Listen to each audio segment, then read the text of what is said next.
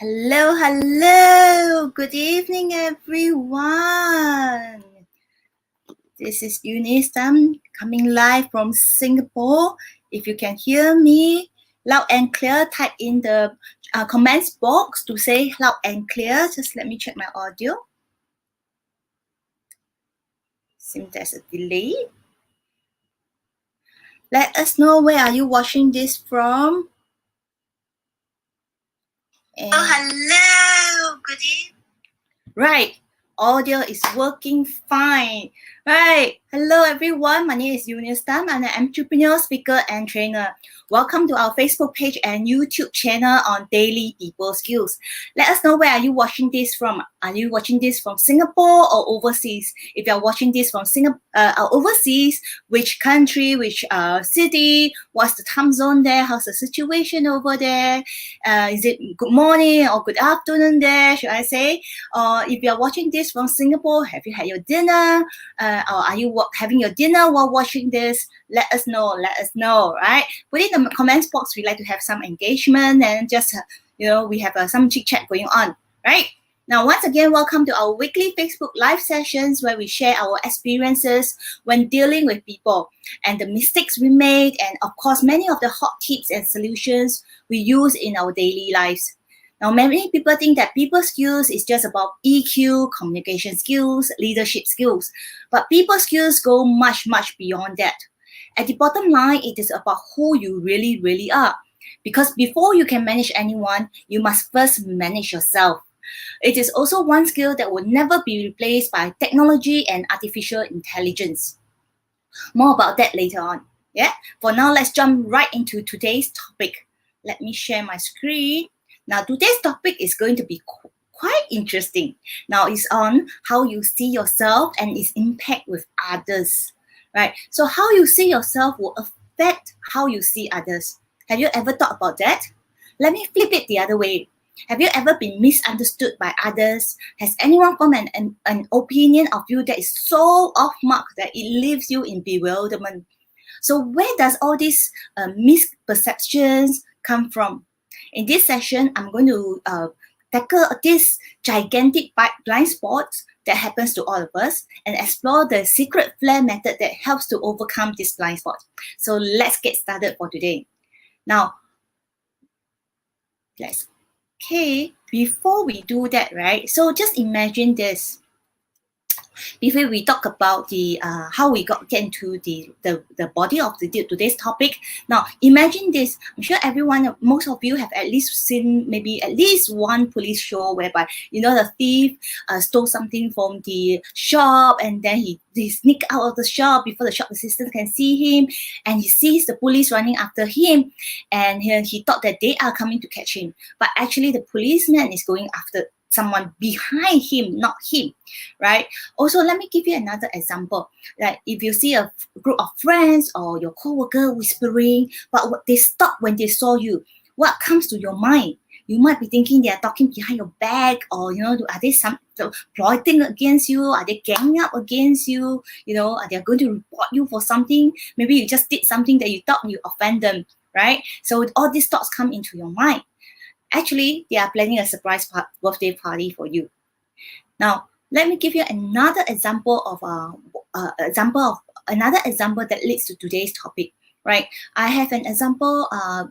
Some months back, I was talking to the teammate and asking what is his plan and all those things. Where is he going? What's his goal? And all those things. Now, he thought that his immediate superior asked me to talk to him, because he and his immediate superior there was some disagreement, and he thought that, his immediate superior has asked me to talk to him, to advise him, to go about a roundabout way to tell him that he's actually at fault and his mistake and things. He got really defensive. Now, actually, I have a new project coming up, and I want to get him on board because I see his talent. And even though I know there was some disagreement, that was not on my mind at all. That was not my agenda at all. My agenda of talking to him is strictly just to get him on board for this project, to see if he is interested in getting on board. But he misunderstood, because he misunderstood that I was there to question him. And all this is because he was there was something going on, and the way he see himself, he project that image onto me, right? So why is all this going on? Why is the thief said the thief thought that the police was catching him? Because of the way he see himself, he stole something, and someone is catching after him. Why did the group of the lady who the group of co-workers whispering, and then the person who passed by and thought that they are ganging against him? Maybe because he saw himself as someone who is not as popular as he thinks he is, and he thinks that the whole world is plotting against him, right? That's why when they see somebody being around, and they whisper and stop the moment he passed by, he misunderstood it, and that they are ganging against him, right? So with that, and also my own example of my teammate, where he thought that I was going to question him. I was on his supervisor's side. I was going to tell him off also. But all this is because the way that we see ourselves, and with that we project onto the other people who are around us, when absolutely they have no such intention at all, and we ourselves misunderstood them, just like how other people misunderstood us as well, because of the way they see themselves. Now, I want to begin today's topic with this very first point: what stories are you telling yourself? Right? The way you see yourself is actually dependent on what stories are you telling yourself. Now, generally, I want to just talk about two things, which whatever story you tell yourself, usually it tend to fall into one of these two categories, right? Of either not good enough, right? Or you could fall into the other spectrum of I'm better than you. Now, usually this is the extreme end, right? This is actually a spectrum. So you have on one end, you have a not good enough. The story you are telling yourself is that I'm not good enough, and this and that. And on the other end, right, I'm sure you have met with people who say, oh, they have this attitude that I'm better than you kind of stuff, right? So it's actually on a spectrum, and most of us fall into somewhere in between, leaning towards I'm not good enough or I'm better than you. Now, let's talk about not good enough first. Now, why do we feel that we are not good enough? Because we tend to be more critical of ourselves, right? And just give you a very simple example. Some time back, we were told we were going to do some corporate profile picture, right? We're taking photographs, and each one of us is going to take an individual photograph. So for those of you who knows, where I'm coming with this, right? Okay, so when you take photograph, and I see I'm one of the last ones to, we have made appointments, right? And I'm one of the last one, and I've seen almost all of them have already done their profile picture. And the first thing I told the photographer was this: oh, how can everybody look so natural, so good? I'm the one who's so stiff, and I look rubbish, and all those things. I look, I just so unnatural and all. And you know what the photographer said to me? And he said, this is what she said to me, right? She said, everybody said the same thing of themselves, right? Everyone says that of the same thing. They think that they are rubbish, whereas other people look so much better, right? Look so natural and look so photogenic and all, right? So we tend to be a more critical of ourselves. We tend to lower our when we give marks to ourselves, right? Say for example, we want to appraise ourselves, we tend to give ourselves a lower mark, whereas your peers might have given you 8 out of 10, you might just go 6 out of 10, or some even worse, they might think of themselves as 4 out of 10, right? So what story you tell yourself, right, is going to be it's going to affect how you're going to deal with people, how you see people, how you interact with people, and the impact with others. Now let me talk about the other extreme first, right, which is I'm better than you, right? We all have come across people who have this attitude. Thankfully, there are not that many. I've not seen that many in that sense. I would say maybe if everybody is put into this spectrum, the whole world is put into this spectrum, and maybe this make up about 5%, right? At least I have only come across maybe about 5% of people of the people I met has this attitude of I'm better than you, I'm smarter than you, this really very snobbish attitude that you are one level lower than me, which is very very stinky and nobody likes it, right? And this is something which sometimes is the other is some even going to the very extreme of narcissist. That means which is an extremely self-centered person who has an exaggerated sense of self-importance. That's how the dictionary defined it, right? Narcissism. Right. So what happened is that and all this, and because the way they see themselves, I'm better than you. So naturally, if I have that view of myself, if I see myself better than you, the way I treat you will be so different. I'll be such a snob. I'll be, you are your idea is never good enough. I will always put you down. I will tell you how good I am, how bad you are. Right? This is how it's going to impact you when you deal with other people. The story you tell yourself is going to impact how you deal with other people. Let's take a closer look on this, right?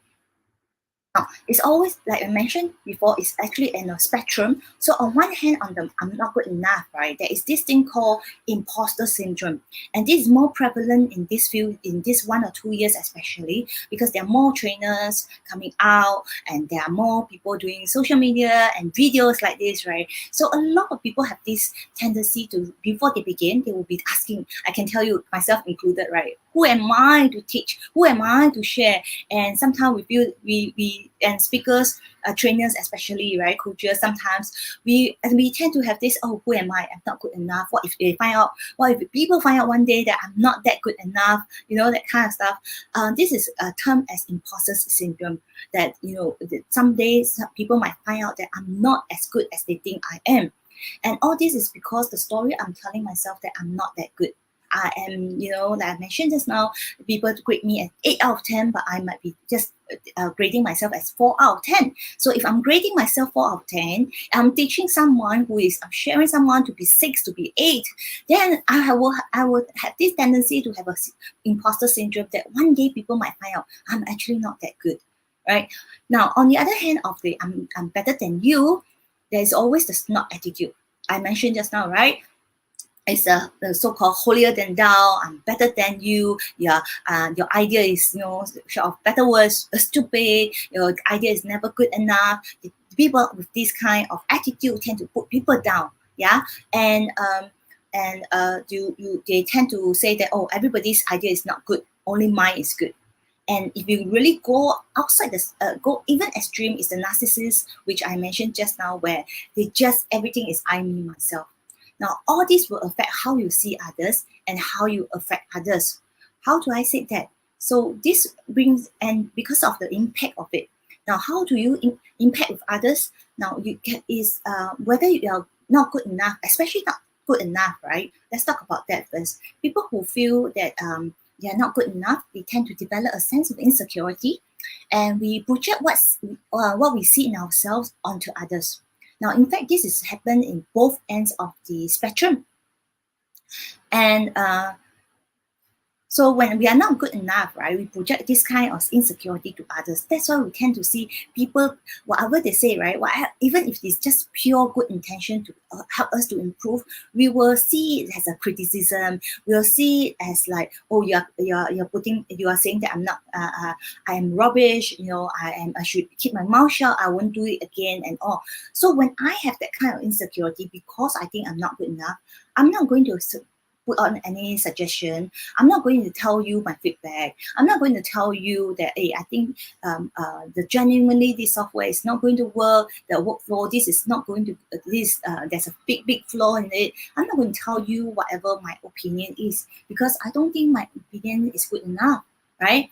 So sometimes so that's what happens when we project what we see in ourselves into others.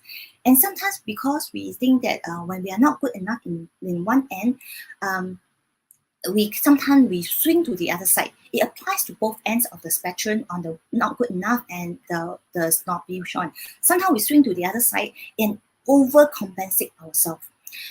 What do I mean? So for example, sometimes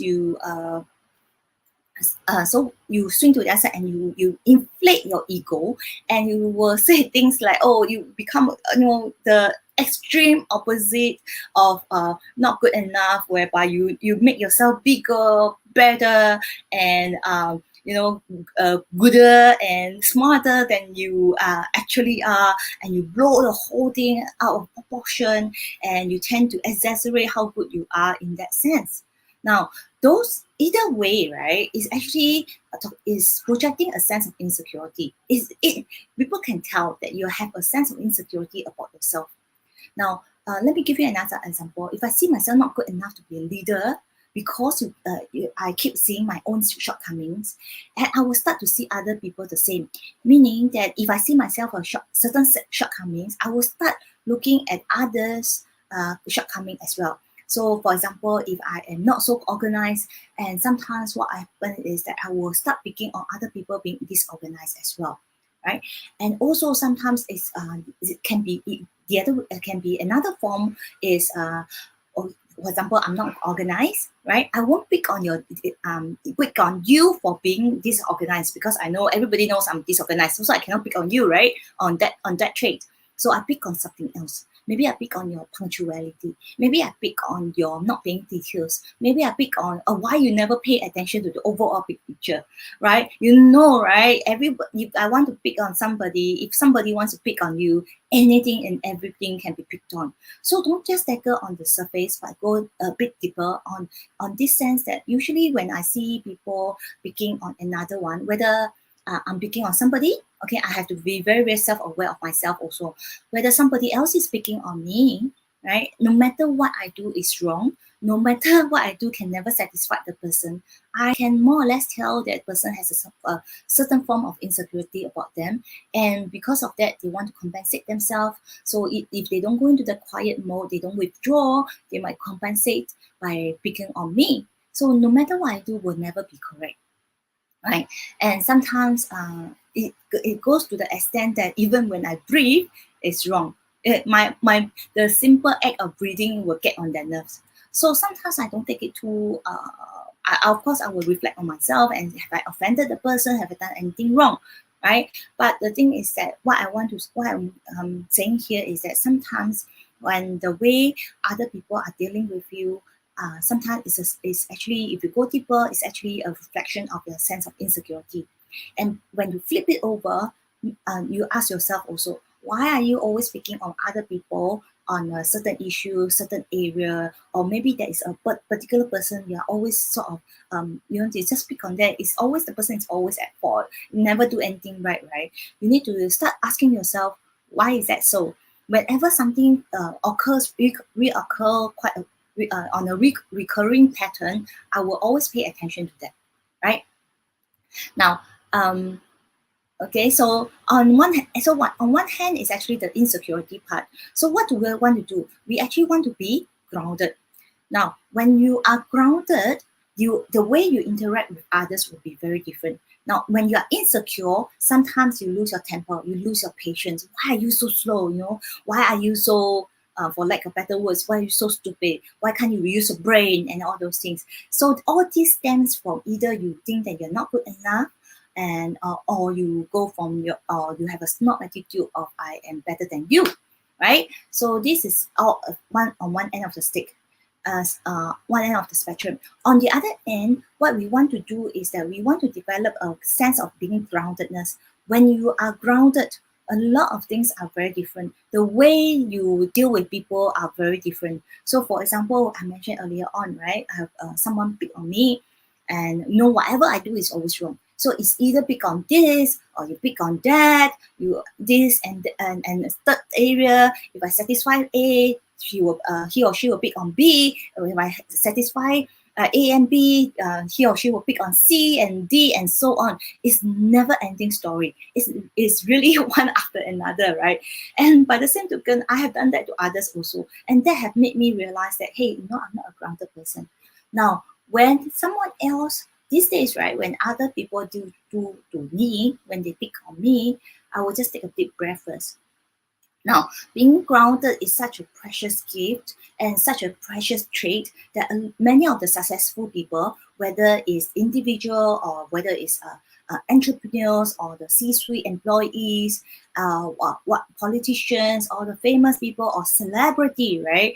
They are all very grounded people, right? And when you're grounded, you are not so affected by them. I said not so affected. Of course, when people don't like you, when people criticize you, you will tend to be. We all want to be liked. We all want to be respected. But there are times when we know that we cannot please everybody, and that's something a grounded person knows. We cannot please everybody, and we always say there is 10% of people who will hate you no matter what you do. There's 10% of people who will love you no matter what you do, and the other 80% is somewhere in between, right? So we focus on the 10% and this not 10%, the 90%, right? And we just sort of ignore the 10%. We can take a look, but we are not so affected. If there's no ground for what they say, we just just blow it, like go over our head, and that's it. We just move on, right? So that is being grounded. And being grounded also means that there's a healthy way of looking at all this criticism. You kind of reflect, like I mentioned just now, you take a look whether it's, hey, is it really my blind spot? Maybe I miss out something, maybe I really something I say it, I don't mean it, but somebody took it else, another method, another interpreted in another way, and it's not wrong in that sense. So maybe we can just take that into consideration, and a grounded person will know how to turn it around and say that, and how use the criticism to improve themselves. So we really want to get into the state of being grounded. Now, so how do we do that, right? Okay, and I have to use the acronym FLAIR. Okay, FLAIR in the sense that, we always have this flair. We always talk about having this flair for this, for that, right? And also, the word flair also talk about is also describe fire. So I decided to use FLAIR as an acronym in that sense that you are supposed to shine. Fire is good when it's used properly. You're supposed to use bring warmth and light to the people around you, and that's what we should all aim to be, right? Aim to bring warmth to the people around you, bring light to the people around you, right? So what does FLAIR stand for? Now, first and foremost, let's understand what is called self-fulfilling prophecy. Yeah, so self-fulfilling prophecy is actually a term that I learned when I was doing my business diploma, and it's in the organization behavior, the module is called. So basically what happens is that whatever you say, it actually becomes true. So if you think you are good, you become good, right? If you think you are bad, you become bad. If you think that you are going to, for some people, right, they say they are lucky, right? And some people, they say they are unlucky, they will never win this and all that. Now, I don't believe in luck, but this is just for example. You'll find that people who say that they are lucky, they always have this thinking that they are lucky. And those who are unlucky, they always have this thinking that they are unlucky. They will think that, oh, I'm going to this hotel on this holiday, and you know what, and something's going to happen. And something really happened. This is called self-fulfilling prophecy.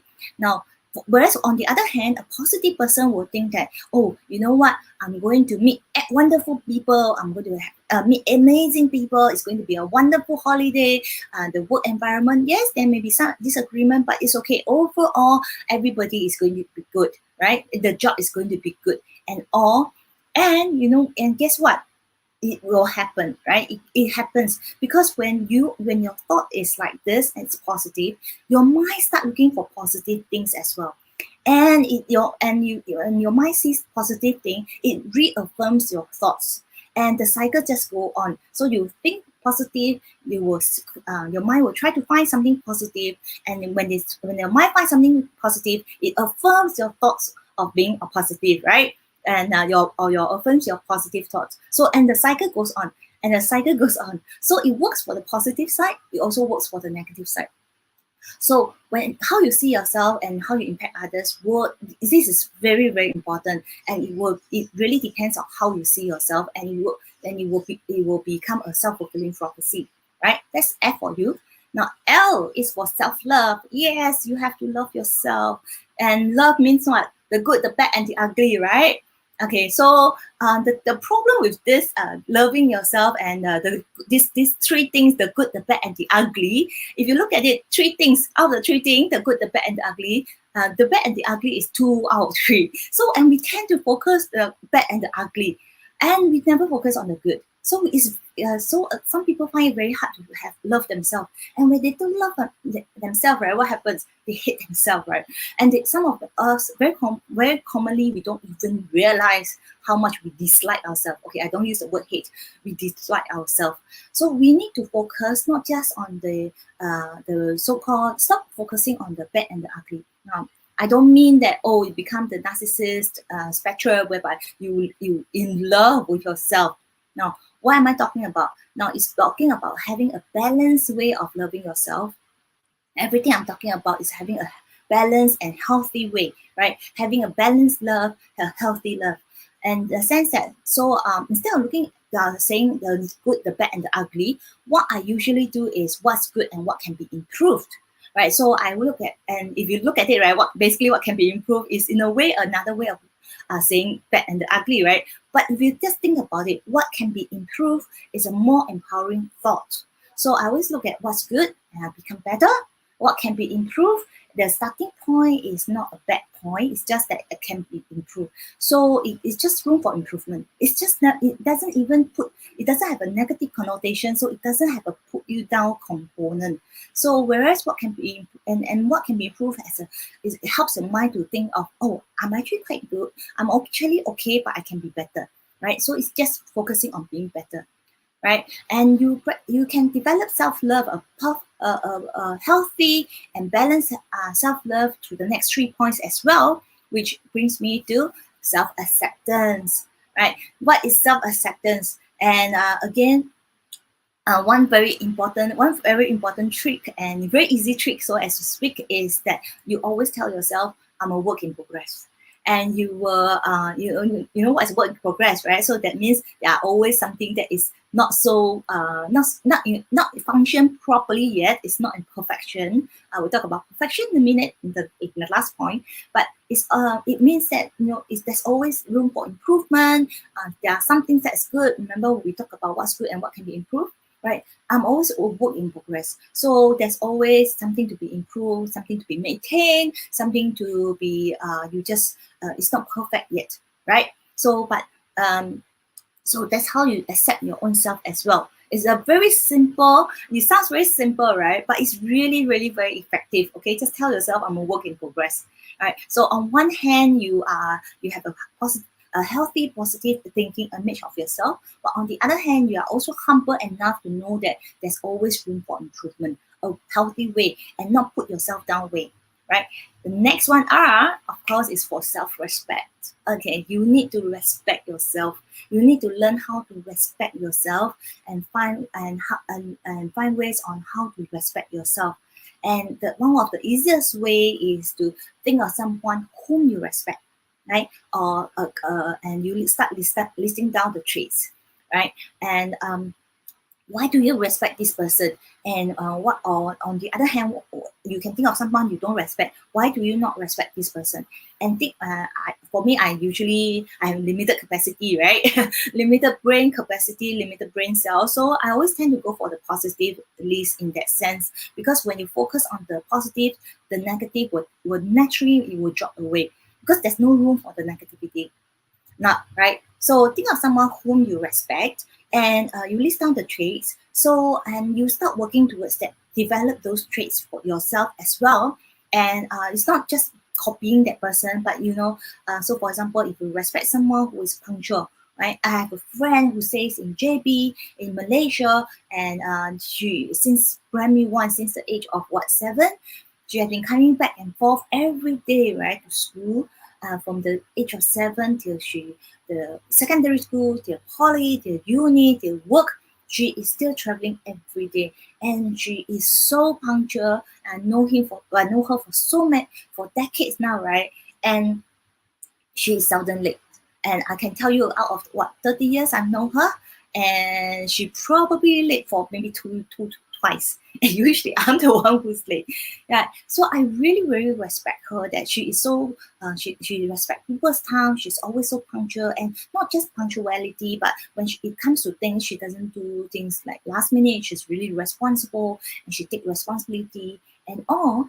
And she's not someone who just oh, if it's fun I will do it, if it's not fun I don't do it, because in life many things come with both fun and sometimes boring stuff, right? That's why it's maturity and responsibility. Now when she has when her 3 kids start to go to school, she wanted them to come to attend Singapore school, right? So that's when then she decided that okay, now she doesn't want her children to go through the traveling part, and so she has a property here, and she's so that the children don't have to travel as bad as she did, right? She doesn't want them to travel. It's really no joke, right? It's the traveling itself. It could be 2 hours one way, and then with the peak hour, with the jam, it could be work out to be 2.5, 3 hours one way, right? And it's really not it's really not a joke. I mean, if I'm caught in the jam for 20 minutes, I'm already like, have already lost my patience. Yet she didn't, right? And she just keep on going, and she has the what we call the grit, GRIT, and she still get things going. She's still so organized, and she doesn't lose her tempo.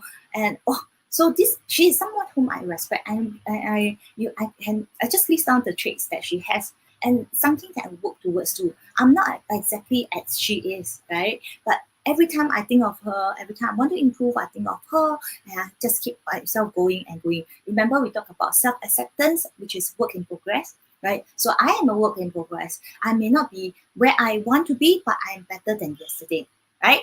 And so for me, there are 3 particular traits that will make me respect somebody. And the first one is to do work with a spirit of excellence. I truly respect someone who do that. Go the extra mile and pay attention to details, and they just do things with just such aesthetically. It's so beautiful. It's such an artistic feel to it. I'm not just talking about being artistic, but the feel of it is just so beautiful to look at. They just do it with a spirit of excellence. I have another video talk about doing things with a spirit of excellence. You can go and take a look, right? But this is really, really very good for those who are out there. If you're looking for promotion, if you're for those who are just graduated and looking for a job, or you have just landed your first job, this is very, very important. It will make you stand out. If you have a business, this is the one that will make you stand out, especially with such tight competition these days, right? Consumers, customers, clients are looking for that spirit of excellence. That little bit of difference is actually make all the difference, whether you close the deal or not, right? So another trait I really admire and earn my respect is people who say what you do and do what you say. All right. In other words, they are the promise keepers. If they say they're going to do it, they're going to do it. If they say they're not going to do it, they're not going to do it. And this is what I call integrity. A part of integrity, definition of integrity, right? I'll talk about integrity in another video, which is really amazing as well, right? So third trait that I do that I talk about, actually this is, okay, I might as well give you now, which is the third trait. My definition of integrity is what you do when no one is looking.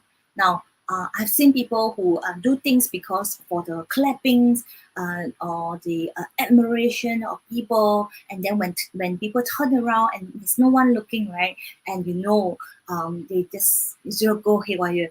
I know you guys know what I'm talking about, because we all know someone like that.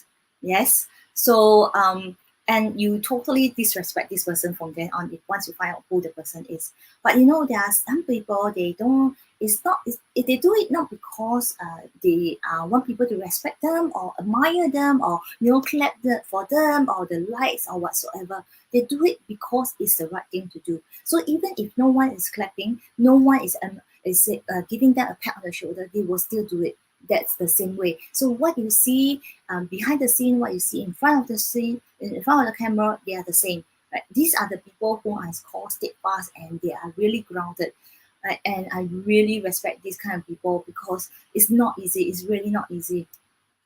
It's a minority now, but it doesn't stop us from doing. Some of you might be thinking, right? Oh, that's so silly when no one is doing, no one knows my work, no one's going to give me the credit and all. But you know what?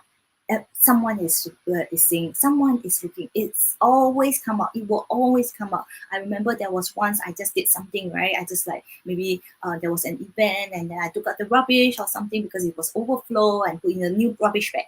in the office, and then and someone actually, I thought no one was looking because there was nobody there, and somehow somebody asked, somebody changed the rubbish bag, who is it? And then I didn't even say it's me, right? And then everybody is walking around and asking, and everyone said not me, not me. And then by law of elimination, it left me, right? And then they realized that it was me who changed it. And you know what? I didn't even aim for that, and yet it happened. So don't worry about it. That no one's going to give you credit. Don't worry about it. It will come. Yes, right. We'll talk about this in another video. This is quite an interesting topic. Now, the last and foremost, last but not least, is self-encouraging. Yes, you need to learn to encourage yourself. Yes, you don't have to wait for people to give you a pat on the shoulder to know you have done a good job and all, or keep yourself going and all. We all know whether we have done a good job or not. Okay, right? Don't have to. Seriously, we all know, right? So how do I keep myself encourage myself? Is that I always tell myself focus on progression, not perfection. So I will just, so long I'm better than last time, I'm keep progressing. I'm getting better and better each time. I'm actually quite happy with it. So I focus on the progression, not perfection, because perfection doesn't exist in this world, people. Right? We can aim for it or whatever, but don't let it hinder you. Don't let it stop you from doing what you want or interact with people. Or I have to be perfect before I can chase after that girl or go after the deal and everything. Yes, to do it with spirit of excellence, but it's not that it's not perfection. It's different. Okay, go and check out my the other video or talking about spirit of excellence and perfection. And you focus on the progression. So meaning that even if this time around you mess up something, some parts of it, you just make sure next time you don't do it. And you know that, oh, last time previously I made this mistake, and this time around not only I didn't make it, I pay more, but I actually based on that principle of that mistake, that I know the principle of that mistake, and I know I have not only I prevent the same mistake from happening, I prevent other kind of mistakes from happening as well. Right. So, and I also like to read about how other people make it successful or inspiration story, and I see how other people do it, and I tell myself if they can do it, so can I. Right? They are not much different. They are also two eyes and a nose and a mouth, right? So a lot of people think that successful people, those and successful entrepreneur or inspiration, celebrity, people like that are always they are out of this world and all. But seriously, if they walk on the street and you don't know, right, and you don't follow them, you will find that you don't even recognize them, and they are so grounded. They are just so humble. And I will tell myself if they can do it, so can I. And I also focus on something else that is, I just tell myself I just need to be 1% better than yesterday, right? Focus on progression. I also do one more thing I do is that I speak positively. Now, I always believe there's power in your words, right? You remember just now we talked about self-fulfilling prophecy, right? You be careful on what you say and how you say, right? And I have written a skeleton on a book called Change Your Words, Change Your Life. Right? The words you use are so important. They are like seeds. Think of your words as your seeds, right? And if you have good seeds, you will have good fruits. If you have bad seeds, you have bad fruits. You can't run away with it. Yeah. So you need to be careful on the words that you use, right? So that's your F.L.A.R.E method. So remember this self-fulfilling prophecy, self-love, self-acceptance, self-respect, and self-encouraging, right? Need to learn how to encourage yourself. So here you go, right? And let me see. Okay, so do you have a burning question when it comes to people, whether it's dealing with others or yourself? Let us know in the comments box, or you can drop us a private message or direct message. We'll answer to the best that you can. Many people have asked me, why am I speaking and doing training on the topic on people skill? Not really exactly some of the mainstream skill set, right? Some, if you teach people how to make money, it's actually easier. It's because I believe that people skills is a very practical and important skill set. I would say it's a life-saving skill set. I know many of you are concerned about being replaced by technology and artificial intelligence. I totally believe that people skill is one skill that will never be replaced by technology and AI. You can learn about coding, cybersecurity, or whatever competent skills for your occupation. But these are technical skills that will get obsolete, and you will have to keep improving yourself in this area. Yes, they are important. I'm not knocking them down, but behind every hardware, software, non-living thing, there's a human being. This is what keeps me going, because I know behind every camera, there is a one person watching, learning, and needing this message. It doesn't matter what business or what industry are you in, you are always dealing with people. Furthermore, let's face it, we are all social animals. We crave for the company of other people. This pandemic has shown us more so than ever, right? With all this safe distancing, not able to gather with your family and friends, it has shown us that even with the best technology, it cannot replace the company of each other. So you might as well start learning how to deal with people. And the first person to start with is with yourself. So hit the like and share button, subscribe and follow us in this journey of improving yourself. See you in our next video. Bye.